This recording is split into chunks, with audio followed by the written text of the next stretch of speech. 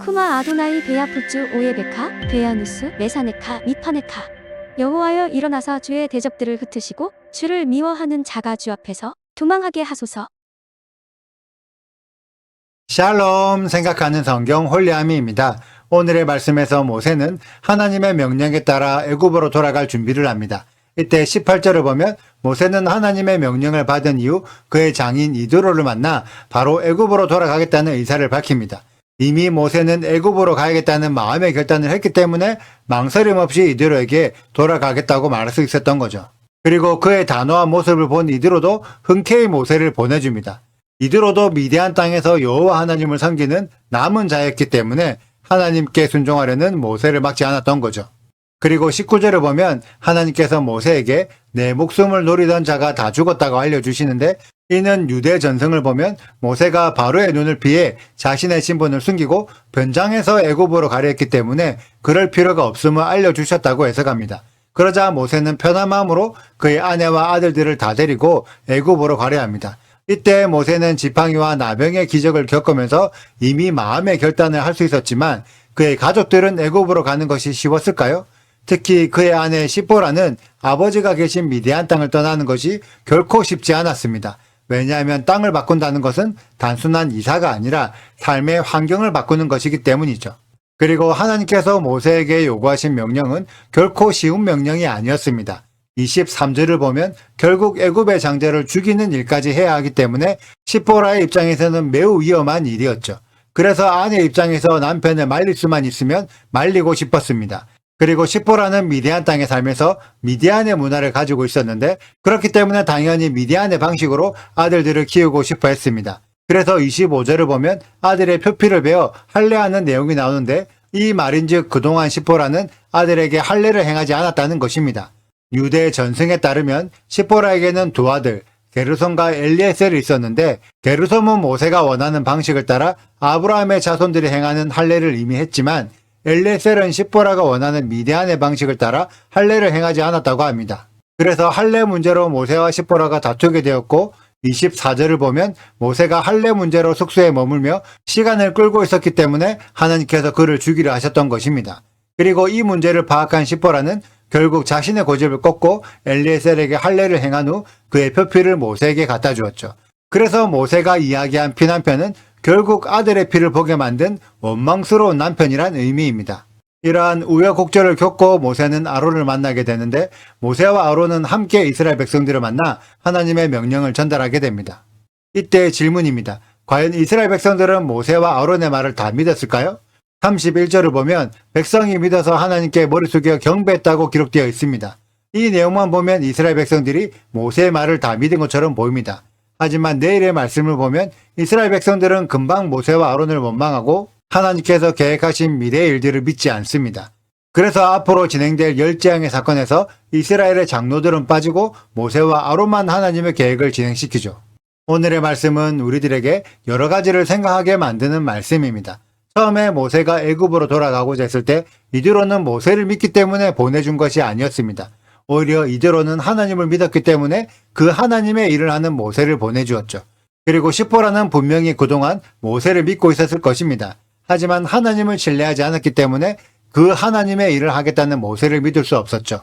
그래서 모세가 해야 할 일을 막아서게 됩니다. 그리고 아론은 어땠을까요? 아론은 40년 동안 모세를 만나지 못했기 때문에 모세 자체는 믿을 수 없습니다. 하지만 하나님을 신뢰하고 있었기 때문에 27절을 보면 하나님의 명령으로 광야로 나가 모세를 맞이하게 됩니다. 하나님 때문에 모세를 믿게 된 거죠. 그렇다면 이스라엘 백성들은 어땠을까요? 이들은 말로는 하나님을 믿고 있다고 고백했지만 실제로는 하나님을 신뢰하지 못하고 있었습니다. 단지 모세와 아론이 행한 신기한 기적 때문에 하나님을 믿고 있다고 스스로를 속이고 있죠. 그런데 막상 실제 현실에서 고난이 오고 두려움을 느끼자 진짜 믿음의 실체가 드러나게 됩니다. 전혀 하나님을 신뢰하지 못하는 믿음이었죠. 우리들은 과연 어떠할까요? 여러분들은 모세를 믿고 있습니까? 아니면 여호와 하나님을 믿고 있습니까? 혹은 예수님을 믿고 있습니까? 아니면 여호와 하나님을 믿고 있습니까? 우리의 믿음이 어떠한 믿음인지는 현실에 고난이 찾아오면 그 실체가 드러납니다. 분명히 여호와 하나님을 믿고 있던 이드로의 입장에서 모세라는 성실한 일꾼이 빠지면 자신의 생계에 지장이 생길 수 있습니다. 그런데 자신의 생계보다 하나님의 일이 더 중요했기 때문에 모세를 보내주었죠. 그리고 아론은 지금까지 애굽사에서 잘 지내고 있던 성실한 백성이었습니다. 그런데 모세의 계획을 들은 후 바로를 대적하여 자신의 가족들이 살고 있는 애굽 사회를 망가뜨리는 일을 해야 합니다. 엄청난 부담을 느꼈겠지만 그럼에도 하나님의 일이 더 중요했기 때문에 모세를 신뢰한 것입니다. 모세가 중요할까요? 여호와 하나님이 중요할까요? 또한 예수님이 중요할까요? 여호와가 중요할까요? 이 질문의 답을 고민해보는 우리 홀리함의 가족들이 되시길 축복합니다. 그리고 이 질문의 올바른 정답을 찾을 수 있어야 비로소 여호와 하나님의 일을 시작할 수 있습니다. 모세와 아론처럼 하나님의 일을 기쁨으로 감당하는 우리 모두가 되시길 소망합니다. 오늘의 영상은 여기까지입니다. 오늘의 말씀 읽으시고 질문이 있으시다면 언제든지 댓글로 남겨주세요. 오늘도 감사합니다. 샬롬! 모세가 그의 장인 이드로에게로 돌아가서 그에게 이르되 내가 애굽에 있는 내 형제들에게로 돌아가서 그들이 아직 살아 있는지 알아보려 하오니 나로 가게 하소서. 이드로가 모세에게 평안히 가라 하니라. 여호와께서 미디안에서 모세에게 이르시되 애굽으로 돌아가라. 내 목숨을 노리던 자가 다 죽었느니라. 모세가 그의 아내와 아들들을 나귀에 태우고 애굽으로 돌아가는데 모세가 하나님의 지팡이를 손에 잡았더라. 여호와께서 모세에게 이르시되 내가 애굽으로 돌아가거든 내가 내 손에 준 이적을 바로 앞에서 다 행하라. 그러나 내가 그의 마음을 완악하게 한즉 그가 백성을 보내주지 아니하리니 너는 바로에게 이르기를 여호와의 말씀에 이스라엘은 내 아들 내 장자라. 내가 내게 이르기를 내 아들을 보내주어 나를 섬기게 하라 하여도 내가 보내주기를 거절하니 내가 내 아들 내 장자를 죽이리라 하셨다 하라 하시니라. 모세가 길을 가다가 숙소에 있을 때에 여호와께서 그를 만나사 그를 죽이려 하신지라.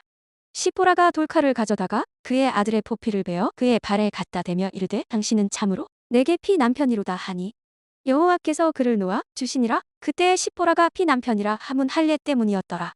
여호와께서 아론에게 이르시되 광야에 가서 모세를 맞으라 하심에 그가 가서 하나님의 산에서 모세를 만나 그에게 입맞추니 모세가 여호와께서 자기에게 분부하여 보내신 모든 말씀과 여호와께서 자기에게 명령하신 모든 이적을 아론에게 알리니라.